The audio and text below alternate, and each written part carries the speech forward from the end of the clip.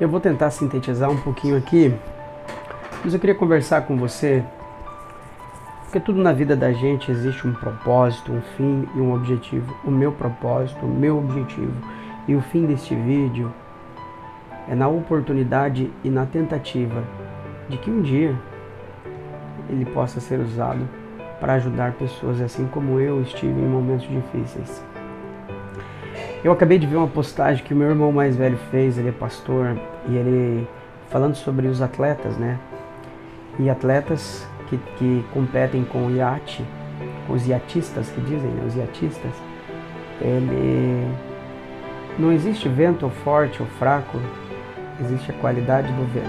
E quem não tem medo de usar o vento, né, diante da sua pequena embarcação, vai definir qual na frente ele vai estar. Não tenha medo, então, de enfrentar aquilo que você tem para enfrentar, porque mais para frente você, devido ao seu medo, vai ficar atrás enquanto outros estarão avançando. Mas enfim, isso não é o motivo do que eu quero dizer para vocês. Eu quero tentar fazer isso em no máximo 6 minutos. Nós estamos avançando aí a 2 minutos, então eu tenho 4 minutos. Quero falar um pouquinho do Adilson Soledade, o Chechel. Sempre estive envolvido com a igreja. Sou adventista, sou cristão, evangélico, acredito na volta de Jesus, acredito em tudo, e tudo isso me fascinou desde pequeno, porque a minha mãe me proporcionou o desejo de buscar a Deus, quando que na nossa vida, da nossa família, assim como na vida de muitas famílias, você tem dificuldade, e eu vi minha mãe enfrentar cada dificuldade na vida dela, destemidamente, seguir avançando diante de todos os problemas, e ainda achava força de onde não tinha, e clamando a esse Deus. Eu falei, esse Deus só pode existir, ele só pode ser verdadeiro, e ele vai me ajudar também. E eu quero falar para você um pouquinho dessa minha experiência. No ano de 1994, eu me decidi entregar minha vida a Deus através do Santo Batismo numa primavera no Jardim São Paulo, na região de Foz do Iguaçu. E lá entreguei a minha vida a Deus, consagrei no Santo Batismo. Embora eu tivesse noção de que minha vida estava sendo entregue na mão de um Deus que cuidaria dela, eu não tinha noção do que seria a minha vida depois disso, porque eu era uma criança e eu não sabia os problemas que a vida me traria. Mas ainda assim, eu senti a esperança de fazer isso. Me batizei ao lado de uma prima minha que se decidiu entregar a vida por Jesus, e logo a vida seguiu. Me tornei um participante ativo de todos os departamentos que a minha igreja naquele momento colocava aos jovens, aos adolescentes, às crianças, aos adultos. Então cada um tinha um a fazer, e eu era responsável por alguns departamentos. Mas assim, aquilo foi me motivando a envolver, e o crescimento cristão me tornou cada vez mais preparado para o que a vida me traria. Aos 17 anos, eu tomei a decisão que aos 18 eu precisaria encontrar alguém para me casar. Logo consegui um emprego aos 18, aos 19 comprei o meu carro, e logo então eu me decidi e encontrei uma pessoa justamente com tudo que aquilo, com as normas de conduta, justamente com aquilo que eu tinha aprendido. Me casei com esta pessoa. Vivemos uma vida de 3 anos juntos. Numa sexta-feira nós saímos para uma viagem, e num domingo nós voltaríamos para casa. O nosso destino não foi num domingo.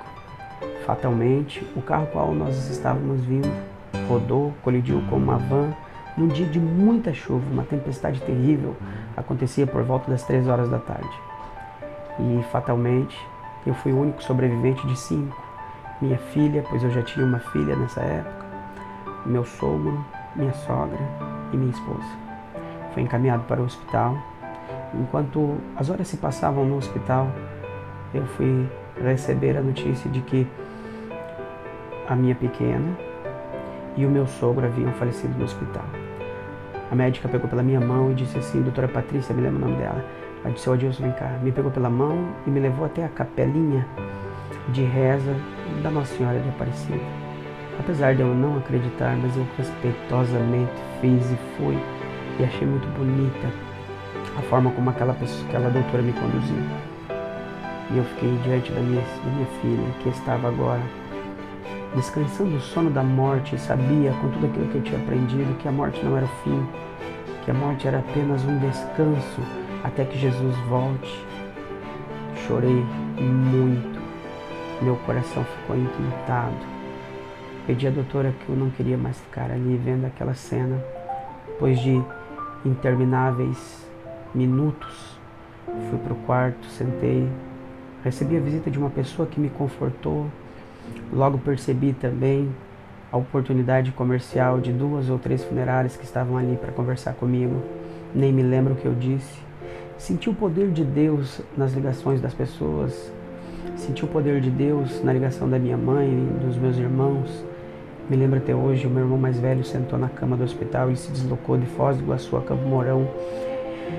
O acidente aconteceu às 4 horas da tarde. Quando era às 8 horas da noite, ele estava ali sentado na minha frente. O meu irmão mais velho disse assim: Chechel, nós estamos tristes porque a sua esposa morreu, sua filha, mas eu vou te falar que nós estamos felizes, eu estou feliz, nossa família está feliz porque você está vivo.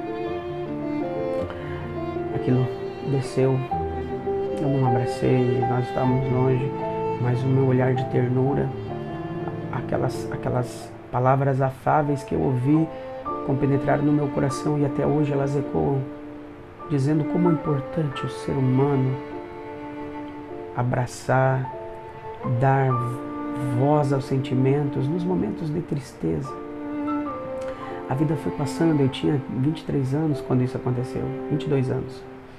E durante um ano todo, os primeiros meses foram terríveis, fui acolhido pelos irmãos, saí da minha casa, tinha uma casa mobiliada, não tive coragem, eu digo destemidamente que não tive coragem, mas não por medo, mas não tive coragem de me colocar diante do meu passado, diante da casa onde eu vivi, com a minha filha que já tinha 3 anos, junto com as coisas que nós conquistamos e fizemos junto, cada risco, cada sujeira no pátio, cada detalhe na casa, ela era uma expressão do amor que nós tínhamos vivido, junto com a minha família, a conquista que nós tínhamos feito e que nós tínhamos para conquistar ainda muito.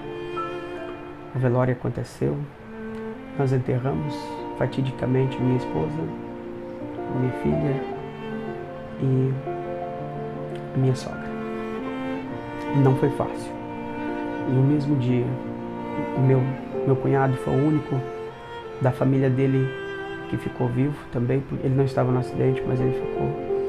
E eu me senti, naquele momento, nu diante da vida, totalmente no sentido de despreparado para aquela ocasião, sem força para continuar.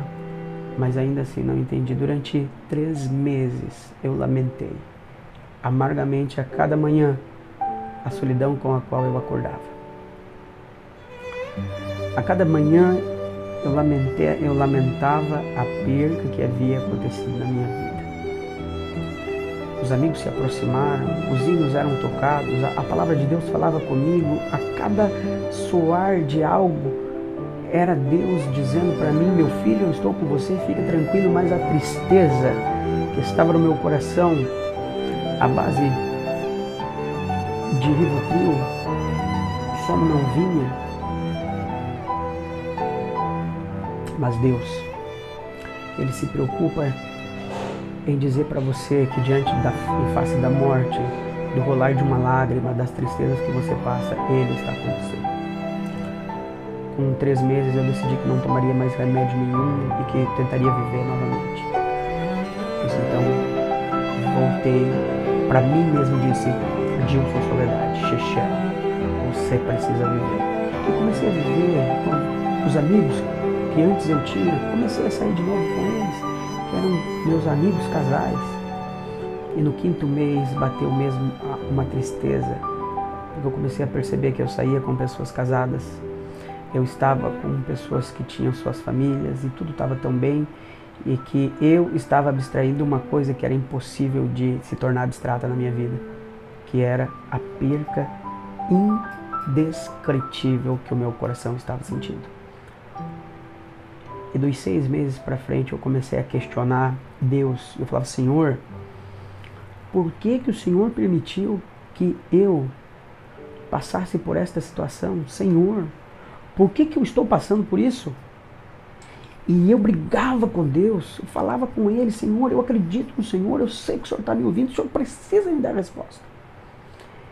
Desconsiderei tudo aquilo que eu tinha construído, da conversa, da intimidade que eu tinha com Deus, diante do que eu tinha vivido e daquilo que eu via, pelo abraço das pessoas, os hinos que eu ouviam, as mensagens que no banco, aquilo parece que ficou para trás e eu queria a resposta de Deus.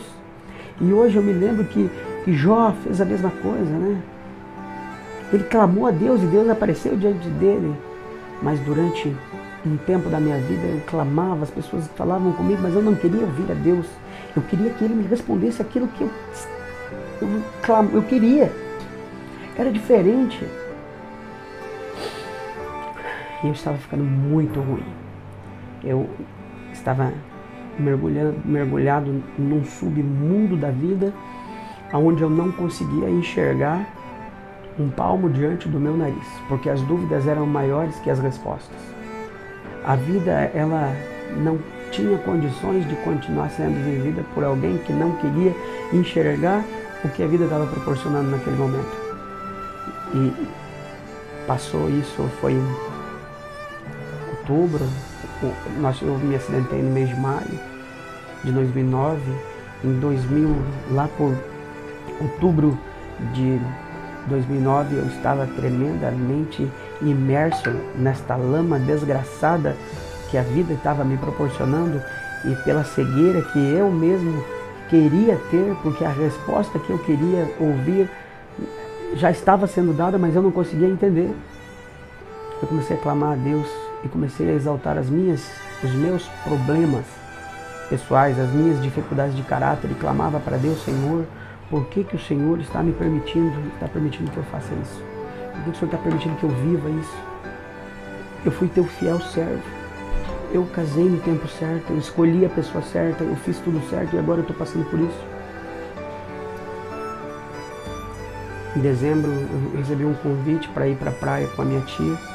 Ela, percebendo o momento que eu estava vivendo, me levou totalmente gratuito. Eu estava sem emprego, eu estava somente vivendo um vegetal, e eu naquele momento era a mesma coisa.